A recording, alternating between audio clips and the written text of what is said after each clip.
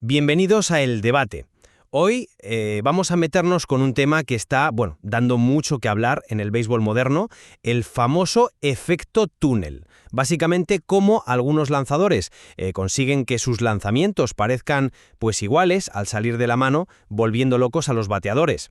Vamos a ver qué es exactamente, por qué es tan complicado para quien está al bate y si es de verdad una de las claves del éxito de fieras como Shohei Ohtani. Toda esta charla viene de análisis que se han hecho sobre él y sobre otros lanzadores de primera, como Chu Cheng-Yang, que parece que dominan este arte de confundir. Así que la pregunta que nos planteamos hoy es clara. ¿Es esto del efecto túnel una habilidad concreta, específica, que se entrena y que marca la diferencia en cracks como Ohtani? ¿O es más bien algo que pasa, digamos, casi sin querer cuando lanzas con una precisión y una mecánica brutales? Y el número popular quizá le da más importancia técnica de la que realmente tiene. Yo voy a defender que sí, que es una habilidad real y muy, muy importante. Pues yo voy a plantear la otra cara de la moneda. A ver, aunque lo que se describe pasa, y vaya si pasa, creo que llamarlo técnica como tal, puede llevarnos un poco a engaño. Defenderé que se explica mejor por la física de toda la vida, por tener una mecánica clavada lanzamiento tras lanzamiento y sobre todo por un control muy fino de cómo gira la bola. Vamos, que quizá le quitamos un poco de misterio al famoso túnel. Empiezo yo entonces. Para mí el efecto túnel es algo que se ve y que decide partidos, Es la capacidad de un lanzador de soltar diferentes tipos de bolas, una recta, una curva, un slider, lo que sea, desde el mismo punto, casi calcado, y que durante un buen trecho la bola siga una trayectoria que al bateador le parece idéntica. El ejemplo que todo el mundo tiene en la cabeza es Shohei Ohtani. Hay análisis muy buenos, como los de Rob Friedman, que te enseñan cómo es capaz de lanzar una recta a 100 millas por hora, un splitter a 92 y un slider a 86, y que todos salgan del mismo sitio y parezcan lo mismo al principio. Ese efecto túnel es demoledor. Y sus números lo demuestran, ¿no? S94 con 2.38 de R y 123 ponches en 87 entradas en la primera mitad de 2022. Eso no cae del cielo, está claro. Y otro caso que lo deja clarísimo es el de Chu Cheng-Yang. Su temporadón en 2023 con una efectividad de 0,93 y unos porcentajes de ponches y de swings fallados por las nubes, 29.3% K por ciento, 30.3% whiff, dicen que se debe en gran parte a que consigue un túnel buenísimo entre su recta y su slider rápido. Van a velocidades parecidas, giran a más de 2.500 revoluciones por minuto y ojo que vive casi solo de esos dos lanzamientos. El resultado, que le come el tiempo al bateador de una manera brutal. Piensa que la bola tarda unos 0,4 segundos en llegar, pues el bateador tiene como mucho 0,2 segundos para ver qué viene y decidir si le tira o no. El túnel hace que esa ventanita sea aún más pequeña y obliga a decidir a toda prisa y muchas veces mal. Si ves esas imágenes donde superponen lanzamientos, como las de Mike Bolsinger, Lorichiki, te das cuenta de que la bola empieza a desviarse tardísimo, cuando ya es casi imposible ajustar. Entiendo perfectamente lo que dices y el impacto que tiene en el bateador. Claro que sí, pero yo lo veo desde un ángulo un poco distinto. A ver, el nombre efecto túnel describe muy bien lo que percibe el bateador, eso es cierto, pero creo que nos confunde si pensamos que es una técnica activa, algo que el lanzador hace de forma diferente a simplemente lanzar muy bien y ser muy consistente. Si nos vamos a la física básica, a cómo se mueven las cosas, cualquier par de objetos que lances desde el mismo punto con velocidades y ángulos iniciales muy parecidos van a seguir trayectorias casi idénticas al principio. Es pura inercia. La diferencia entre una recta y una curva, por ejemplo, se nota después, cuando la gravedad y las fuerzas del aire, sobre todo el llamado efecto Lagnus, que es esa fuerza que crea la rotación y desvía la bola, empiezan a hacer de las suyas de verdad. Así que el túnel no es algo que el lanzador fabrique en ese momento, sino la primera parte del viaje antes de que actúen esas fuerzas que hacen que cada lanzamiento sea distinto. Para mí, la habilidad de verdad no está tanto en que coincidan al principio, eso es fruto de ser consistente, sino en la maestría para darle a la bola la rotación y la velocidad justas para que luego se mueva de forma diferente y engañe a partir de esa trayectoria inicial común. De hecho, hay otro concepto que me parece más afinado, el spin mirroring o rotación especular. El engaño es máximo no solo si las trayectorias empiezan igual, sino si visualmente la forma en que gira la bola en los lanzamientos que quieres emparejar es muy parecida o simétrica, de forma que confunda.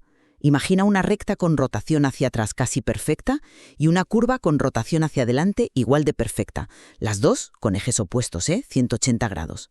Yo insisto en que conseguir esa consistencia tan bestia en el punto de salida y en la trayectoria inicial, y hacerlo con diferentes tipos de lanzamiento que te obligan a hacer ajustes distintos con la mano, la muñeca, el agarre, eso sí es una habilidad muy pulida y que se entrena a conciencia. No es solo lanzar bien, es lanzar varias armas distintas haciendo que parezcan una sola el mayor tiempo posible. Los ejemplos de Ohtani con 3 lanzamientos tan diferentes que parecen salir del mismo sitio, o de Chu Chen-yang, que su recta y su slider rápido casi no se distinguen hasta el último momento, lo demuestran. Es más, hoy en día los equipos profesionales usan tecnología punta precisamente para ver qué parejas de lanzamientos de un pitcher crean el mejor efecto túnel y así usarlos mejor tácticamente. No es solo algo que pasa, es algo que se busca y se trabaja.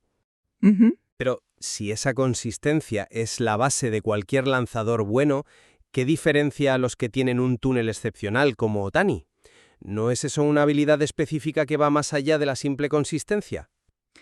Entiendo que requiere una consistencia mecánica de élite, por supuesto, pero sigo pensando que esa consistencia es la base, el cimiento de cualquier lanzador competente, no una técnica aparte que llamamos túnel. El túnel es el resultado casi inevitable de aplicar esa consistencia de fuera de serie a distintos lanzamientos. Lo que me preocupa un poco es que tendemos a mitificar el concepto, a verlo como algo casi mágico. Y en el fondo es la prueba visible de que alguien lanza con una precisión repetitiva extraordinaria. La habilidad clave, como yo lo veo, está más en la diferenciación eficaz que ocurre después de esa fase en la que coinciden, es decir, en la calidad del movimiento final del lanzamiento. Un lanzador puede tener un túnel perfecto, pero si luego la curva no rompe bien o el slider no corta como debe, el engaño se va al traste. El túnel prepara el terreno, pero la calidad del movimiento final es lo que cierra el trato. Entiendo tu punto sobre el impacto en el tiempo de reacción, pero ¿no estarías de acuerdo en que un túnel perfecto con un mal lanzamiento final es completamente inútil? Totalmente de acuerdo, en que el lanzamiento final tiene que ser bueno, faltaría más.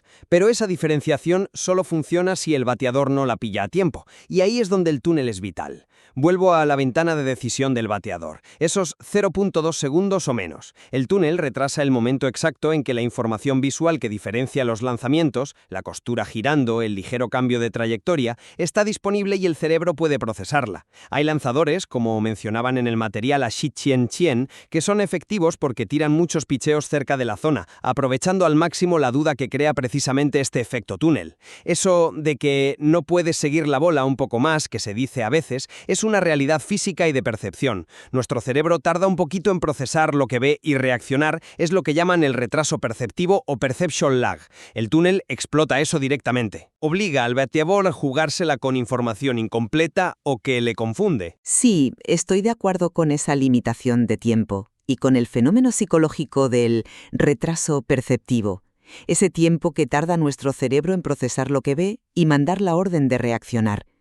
Pero fíjate que, para mí, eso precisamente subraya lo importantísimo que es el movimiento final del lanzamiento, que viene directamente de cómo gira la bola y a qué velocidad va. Ese movimiento final es lo que decide si el engaño funciona o no, quizás incluso más que cuánto dure el túnel al principio.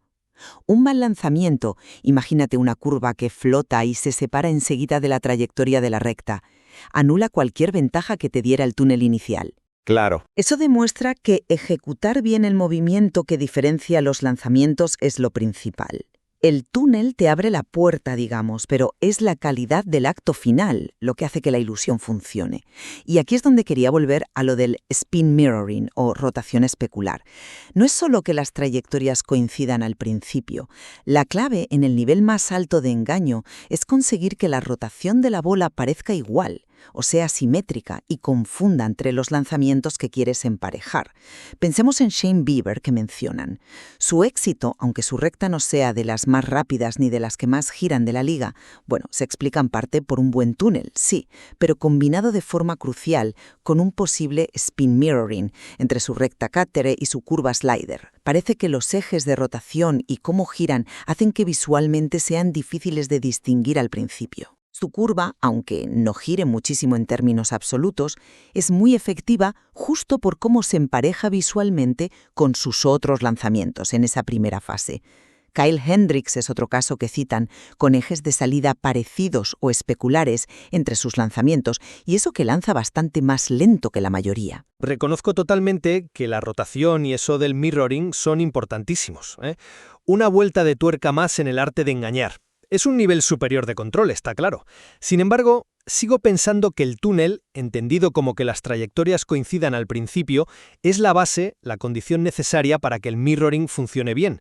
Si las bolas se separan mucho y muy pronto, da igual lo parecida que sea la rotación, porque el bateador ya ha visto por la trayectoria que son lanzamientos distintos. Ya, claro. Piensa en las pistas que busca un bateador casi sin darse cuenta. Cómo se mueve el lanzador, por dónde empieza a ir la bola y cómo gira.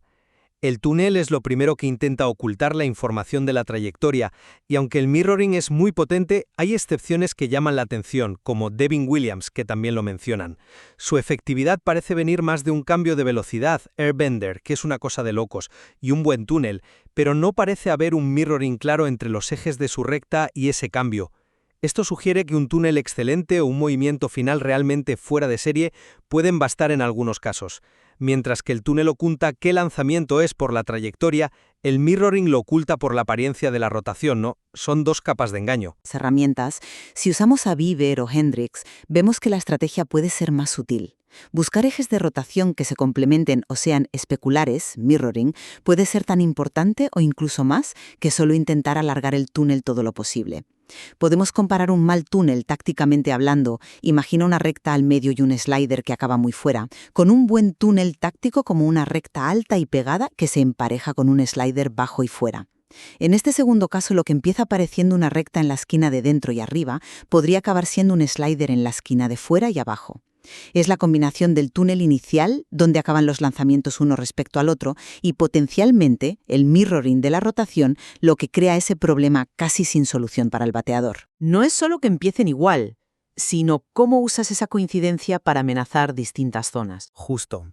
Y volviendo a Ohtani, que creo que ilustra mi punto perfectamente, la capacidad de lanzar tres tipos de picheos tan diferentes en velocidad y en tipo de movimiento, recta que sube, splitter que cae, slider que corta, desde el mismo túnel visual. Eso es un ejemplo clarísimo de esta habilidad específica en acción. Lo que es increíble de Ohtani es ver cómo tres lanzamientos tan distintos pueden salir de su mano luciendo idénticos al principio. Es la mezcla de tener muchas armas con la capacidad de esconderlas al principio lo que lo hace tan dominante. Y vuelvo a insistir con Chu Chenyang. Su dominio viene fundamentalmente de ese túnel casi perfecto entre su recta potente y su slider rápido, haciendo casi imposible para el bateador distinguirlos a tiempo. Eso es lo que aplasta a los bateadores. Sin duda, Ohtani es un caso excepcional por la variedad y la ejecución. Pero lo que quiero destacar es que la estrategia de cómo emparejas los lanzamientos es crucial. No todos los lanzadores tienen 3 o 4 armas de élite como Ohtani. Muchos tienen que ser más listos, como quizá Bieber o Hendricks, buscando esas sinergias entre túnel, movimiento final, localización y, sí, el mirroring. La habilidad no está solo en la ejecución física de un lanzamiento aislado, sino en cómo secuencias y combinas tu arsenal para maximizar la confusión. Es cierto que la física es la base, pero la maestría con la que algunos controlan todos estos elementos, punto de salida, velocidad, rotación, secuencia, es lo que realmente separa a los élite. Es un arte complejo. Bueno, resumiendo mi postura, estoy convencido de que el efecto túnel es una habilidad real, que se puede entrenar y que es crítica en el béisbol de máximo nivel. Al hacer que varios lanzamientos parezcan el mismo al principio, explotas directamente las limitaciones de tiempo y percepción del bateador. Es sin duda una de las columnas sobre las que se apoya el éxito de lanzadores fuera de serie como Shohei Ohtani, cuya capacidad para hacerlo con tantos tipos de lanzamientos distintos es simplemente asombrosa. Y un factor clave en por qué consigue resultados tan buenos. Y por mi parte, para cerrar, diría que aunque el fenómeno de que las trayectorias coincidan al principio es real e importante, ponerle la etiqueta efecto túnel quizás simplifica demasiado la mecánica que hay detrás y le da un aire de técnica secreta que no tiene. Es, en gran parte, una consecuencia de tener una precisión mecánica extraordinaria. El verdadero arte que marca la diferencia, la habilidad suprema, está en el control magistral y constante del punto de salida, la velocidad y, muy importante, la rotación que le das a la bola, incluyendo esas estrategias avanzadas como el spin mirroring. Son estos factores los que, al final, crean el movimiento que engaña al bateador.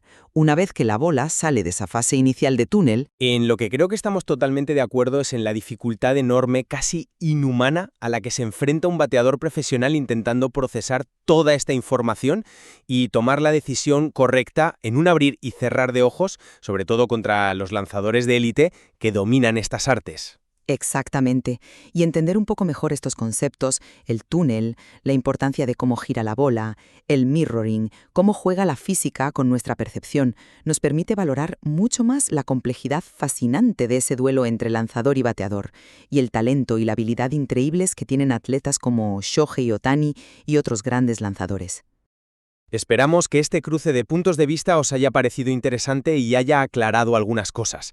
Desde luego, hay mucho más que rascar en el material disponible sobre cómo todos estos factores se ven en el campo. Invitamos a quienes nos escuchan a que sigan fijándose en estas dinámicas cuando vean un partido y a que saquen sus propias conclusiones sobre este baile intrincado entre física, habilidad y percepción que hace del béisbol un deporte tan apasionante al más alto nivel.